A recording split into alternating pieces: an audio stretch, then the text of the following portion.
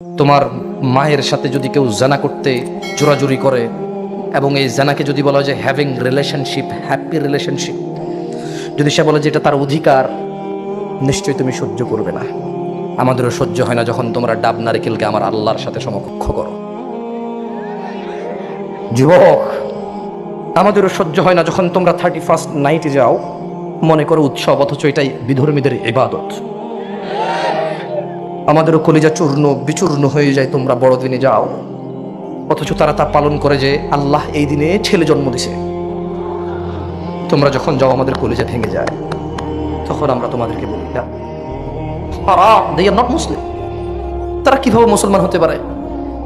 একজন আনন্দ করছে যে আল্লাহ ছেলে জন্ম দিছে, সেই আনন্দে সে আনন্দিত হচ্ছে, গান বাজাচ্ছে, মদ খাচ্ছে, ফুল দিচ্ছে, অনুষ্ঠান করছে, কেক কাটছে, নতুন জামা কাপড় পরিধান করছে। আর তুমি বলছো যে লাম ইয়ালিদ, তিনি জন্ম দেয়নি, ওয়ালাম ইউলাদ, তিনি জন্ম নেয়নি। এই কথা বলার পরে তুমি উৎসব করতে গেলে আল্লাহর সন্তান হয়েছে এই উৎসবে। তুমি যখন এটা করো আমাদের কলিজা ভেঙে যায়, তখন আমরা আবল তাবল বলা শুরু করি, তখন আমাদের কলিজা ভেঙে যায়। যুবক, সহ্য হয় না তুমি যখন বলো যে আল্লাহ ছেলে জন্ম দিছে আর তুমি আনন্দিত সেই খবরে, সহ্য হয় না। তাই আমরা আবল তাবল বলি, ফেসবুকে খুলে, লাইভ খুলে, ওয়াজের মাঠে খুলে।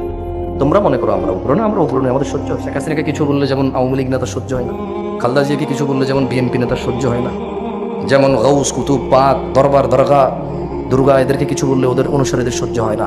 ঠিক তেমনি যখন কেউ বলে যে আল্লাহ সন্তান জন্ম দিয়েছে সেই উৎসবে সে আনন্দিত, অথচ সে নিজেকে মুসলিম বলে, আমাদেরও সহ্য হয় না, আমাদেরও সহ্য হয় না। তুমি তো শিরিক খুঁজে পাও না। তুমি চিন্তা করছো যে কিভাবে শিরিক করি, লা ইলাহা ইল্লাল্লাহ বলি, ওয়া আন্না মুহাম্মাদুর রাসূলুল্লাহ বলি, নামাজ পড়ি, রোজা রাখি, আমার বাবা হজ করেছে, আমরা উমরা করেছি, এখন কোরআন পড়ি, কিভাবে শিরিক করি? এই যে তুমি যখন বললে আল্লাহ সন্তান জন্ম দিয়েছে, তুমি আনন্দিত হয়েছে ওদের সাথে গিয়ে, তুমি মনে করলো যে ধর্ম যার যার, উৎসব সবার না। I agree with this. আমার নাম জামশেদ মজুমদার, আমি বড় হয়েছি সৌদি আরবে, আমি মানুষগুলোকে সাক্ষী রেখে আমি একমত, ধর্ম যার যার, উৎসব সবার, আমি একমত। কিভাবে? যদি উৎসবটা হয় উৎসবটা যদি ধর্মকেন্দ্রিক না হয়। তোমার এই হাত যা দিয়ে তুমি অন্যায় করো তা রব দিয়েছে বলেই তো ছুতে পারে। রব যদি এটা না দিত, তারপর তোমার একটা বস যদি বলে চা নিয়ে আসো, তুমি নিয়ে আসো, যদি বলে যে মগটা নিয়ে আসো, নিয়ে আসো, অফিসটা ঝাড়ু দাও, তুমি দাও, গ্লাসটা বন্ধ করো, এসিটা লাগাও, গাড়ির দরজাটা খুলে ফেলো, আমার মালগুলো বাসায় দিয়ে আসো, হ্যাঁ শোনো কালকে 9টা উপস্থিত থাকবা। এটা করি কিনা আমরা? সামান্য 20,000 টাকা বেতন দেয়, কতটুকু? 20,000 টাকা। অথচ রব তোমাকে নিঃশ্বাস দিয়েছে, 60টা বছরের জীবন। বলো বলো, তুমি একটা সেকেন্ড কিনতে পারবে? 60 বছর। ওই রব বলেছে সলাতে আসো, তুমি আসো না, বলেছে যাকাত দাও, তুমি দাও না, বলেছে নম্র থাকো, তুমি থাকো না, বলেছে ভদ্র থাকো, তুমি থাকো না, বলেছে তালিবুল ইলম ফরিদাতি আলা কুল্লি মুসলিমিন ওয়া মুসলিমা, বলেছে দিন আল্লাহ সম্পর্কে জ্ঞান অর্জন করা ফরজ, অনিবার্য, অত্যন্ত একেবারে খালাস, there is no other option, কোনো অপশনই নেই, এটা ফরজ, এটা জরুরি, এটা অনিবার্য, এটা লাগবেই, ইউ ক্যান্ট মিস ইট। দিনের শিক্ষা অর্জন করা তোমার উপরে ফরজ, মহিলা অথবা পুরুষ, তুমি ধারো না। ইউসুফ জুলেখার নামে মিথ্যা কাহিনী সত্য হলে বলা যায়। আমিও জানি, ছোটবেলা আমার আম্মা অনেক শুনিয়েছে আমাকে, অনেক পীর মাশায়েখের কিস্সা কাহিনী। মকসুদুল মুমিন, ওজিফা, বেহেশতে যাওয়ার আমিও দেখেছি, আমার চোখের সামনে ছিল। গল্পগুলো যা শুনে তোমাদের হৃদয় মেতে ওঠে, যা শুনে তোমাদের হৃদয় উদ্দোলিত হয়, আনন্দিত হয়, তা আমিও জানি। আমার কাছে এগুলো বলার প্রমাণ নেই, এই জন্য আমি বলি না। আমি যা বলছি তার প্রমাণ আছে, তাই বলছি, তোমার ভালো মন্দ বিচার করি না। নারায়ণগঞ্জের মানুষ, মহিলা এবং পুরুষ, তুমি নিজেকে মুসলিম বলো। একজন মানুষ মুহাম্মদ সাল্লাল্লাহু আলাইহি সাল্লাম যাকে মুসলিম বলে সে মুসলিম হবে, নাকি পুরো পৃথিবীর মানুষ মিলে অন্য একটা কাউকে মুসলিম বললে সে মুসলিম হবে? কে মুসলিম হবে? কার কথায় মুসলমান হবে? সাল্লাল্লাহু আলাইহি ওয়াসাল্লাম।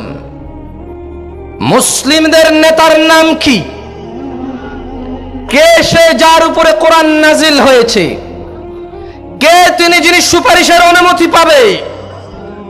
কে তিনি যিনি মাকামে মাহমুদ পাবে? তিনি কে যাকে তার রব সন্তুষ্ট করে দেবে? তিনি কে যাকে তার রব সবচাইতে সম্মানিত করে তৈরি করেছে?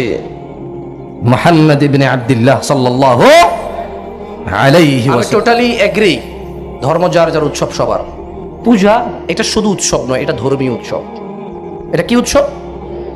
বড়দিন এটা শুধু উৎসব নয়, এটা ধর্মীয় উৎসব। 31st নাইট এটা শুধু উৎসব নয়, এটা ধর্মীয় উৎসব। আমি বুঝাতে পারি না। যেমন আমার জুমা কি শুধু ইবাদত নাকি আনন্দের ইবাদত? কোরবানি কি শুধু ইবাদত নাকি আনন্দের ইবাদত? রমাদানের ঈদের 2 রাকাত নামাজ আর খুতবা এটা কি শুধু আনন্দ নাকি ইবাদত? আমার ঈদ যদি শুধু আনন্দ না হয় ইবাদত হয়, আমার কোরবানি যদি শুধু গোশত খাওয়া না হয় ইবাদত হয়, আমার জুমা চতুর্দিক থেকে ছুটি, মানুষের মনে হয় একটা ছুটি, সুবহানাল্লাহ। কোম্পানি যা 1000 কোটি টাকার মালিক বলছে যা শুক্রবার ছুটি, যা ऐश कर एंजॉय योरसेल्फ, একটা আনন্দ। শুক্রবার এই 2 রাকাত নামাজকে কেন্দ্র করে আমি গোসল করি, নখ কাটি, পরিষ্কার হই, আতর দেই, নতুন পাঞ্জাবি গায়ে দেই, নতুন একজন হুজুরকে ডেকে নিয়ে আসি, মুসল্লা নিয়ে ছোট ছোট বাচ্চাকে নিয়ে আমি মসজিদে যাই আনন্দের সাথে। এটা কি আনন্দ নাকি ইবাদত? এটা কি? এটা কি? তাহলে ইটস নট মানে এটা কোনো অনুষ্ঠান না, এটা হচ্ছে ধর্মীয় অনুষ্ঠান। কি আজকের এই মাহফিল এটা কি আনন্দের বিষয় নয়? এটা কি শুধু অনুষ্ঠান নাকি ধর্মীয় অনুষ্ঠান? কি অনুষ্ঠান? আরে ভাই আমাদের কি দোষ? আমাদের আল্লাহ তিনি দয়ালু, তিনি বলেছে বিসমিল্লাহ বলে ডান হাত দেখলে তিনি ইবাদত, তিনি বলেছে গোসল করে সুন্দর করে মসজিদের উদ্দেশ্যে রওনা দিলে ইবাদত, তিনি বলেছে মানুষ তোমরা গরু জবাই দিবা, তৌফিক থাকলে গোশত তোমাদের জন্য হালাল, খাও, পেট ভরে খাও, আল্লাহর প্রশংসা করো, ইবাদত। তিনি এভাবে এগুলোকে ইবাদত বানাইছে, আমরা কি করব?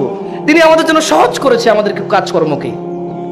তাহলে ধর্ম যার যার, উৎসব সবার, এই কথা তো ভুল না তেমন আমি খুঁজে পাই না তেমন। যদি সেটা ধর্মীয় উৎসব হয় তাহলে সেটা ধর্ম। ধর্মীয় উৎসব কি শুধু উৎসব নাকি ধর্ম? তাহলে আপনারা হিসাব করে চলাফেরা করবেন, আমার উপর রাগ করিয়েন না। আপনারা শিরক খুঁজে পান না তো এই জন্য তারা মনে করতে পারেন যে আমি নিজের একবারে সুফি, চিশতি, সাবেরি, তরিকত, হাকিকত, মারিফত, শরীয়ত, মানে তুলসী ব্যথা বলতেছি, আর আপনাদের সবাইকে আমি আবর্জনা বলতেছি। ব্যাপারটা এরকম নয়। আসলে ব্যাপারটা হচ্ছে আপনাদেরকে এই অপরাধগুলো সতর্ক করার সময় আমি নিজেকেও সতর্ক করি। আমি অপরাধ মুক্ত হয়ে কথা বলছি তা নয়, তবে আমি অপরাধ মুক্ত হওয়ার উদ্দেশ্যে কথা বলছি। তোমরা কি অপরাধ মুক্ত হওয়ার উদ্দেশ্যে শুনতে আসছো তো এখানে? আল্লাহ তোমাদের এই ইনশাআল্লাহকে কবুল করুন। আল্লাহ তোমাদের এই জুবান থেকে তোমরা যা বলেছো, আল্লাহ তৌফিক দেওয়ার কারণেই বলতে পেরেছো, আল্লাহ তা কবুল করুন। তোমরা যে আমিন বলেছো, আল্লাহ চেয়েছে তাই তোমরা বলেছো, আল্লাহ এর উপরে সন্তুষ্ট হয়ে যান। শোনো, নারায়ণগঞ্জের মানুষ, মুহাম্মদ সাল্লাল্লাহু আলাইহি সাল্লাম বললেন, মনোযোগ দিয়ে শোনো, দেখো তোমার কাজে আসে কিনা। না, 70 বছর 80 বছর পরে কেউ নেই, তোমার আগে কেউ নেই, তুমিও থাকবা না, guarantee. There is no doubt about it. There is no doubt. Okay? It's totally মানে এটা একেবারেই নিছক সত্য কথা যে তোমার পূর্বে কেউ নেই, তোমার পরেও কেউ থাকবে না, তুমিও থাকবে না। কিয়ামতের মাঠে মানুষ প্রত্যেকের হবে এমন গুরুতর অবস্থা যে সে নিজেই এত ব্যস্ত থাকবে। একটু চোখ বন্ধ করে ভাবুন, কিছু নাই পৃথিবীতে, আপনি একা, আপনার গুনাহ দেখা যাচ্ছে, চতুর্দিকে আগুন দেখা যাচ্ছে, আল্লাহর বিচার হচ্ছে, মানুষ জাহান্নামে পড়তেছে, মানুষ উলঙ্গ, কেউ কারো লজ্জাস্থানের দিকে তাকাচ্ছে না, মা তার সন্তানের খবর নিচ্ছে না, সন্তান তার মায়ের খবর নিচ্ছে না, স্ত্রী তার স্বামীর খবর নিচ্ছে না, স্বামী তার স্ত্রীর খবর নিচ্ছে না। প্রত্যেকের নিজস্ব একটা ব্যক্তিগত ব্যস্ততা, দুশ্চিন্তা, তার টেনশন, আগুনে যাবে নাকি জান্নাতে যাবে তাকে ব্যস্ত করে রাখবে।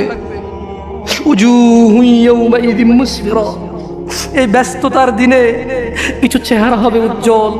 ইয়া আখি, ভাই, আপনি কি সেই মানুষটা হতে পারবেন যেদিন ভাই ভাইয়ের খবর নেবে না, স্ত্রী স্বামীর খবর নেবে না, মা বাবার খবর নেবে না? আপনি কি এমন কর্মকাণ্ড করছেন, আপনি কি এমন ইবাদত করছেন যে ইবাদতের কারণে ওই ব্যস্ততার দিনে উলঙ্গ মানুষ, কেউ কারো লজ্জাস্থানের দিকে তাকানোর সুযোগ নাই, তাকাতে ইচ্ছে করবে না, তাকানোর মনে থাকবে না, কোনো কিছু মনে থাকবে না, শুধু বাঁচার জন্য একটা ব্যস্ততা থাকবে। দিনী ভাই, সেদিন আপনি কি এই পৃথিবীতে এমন কোনো কাজকর্ম করতেছেন? আল্লাহ বলছে কিছু চেহারা হবে অনেক উজ্জ্বল। উচ্ছল, দাহিকাতুম মুস্তাবশিরা, সহস্র প্রফুল্ল, অনেক খুশি আনন্দিত কিছু চেহারা হবে। ওয়া উজুহু ইয়াউমাইযিন আলাইহা গাবারা, আর অনেক চেহারা সেদিন হবে ধুলি ধূসর, চিন্তায় মলিন, কান্নায় ভেঙে পড়ার মতো, চিন্তিত, ঘামিয়ে যাবে। আহ, কি হবে আমার আজকে।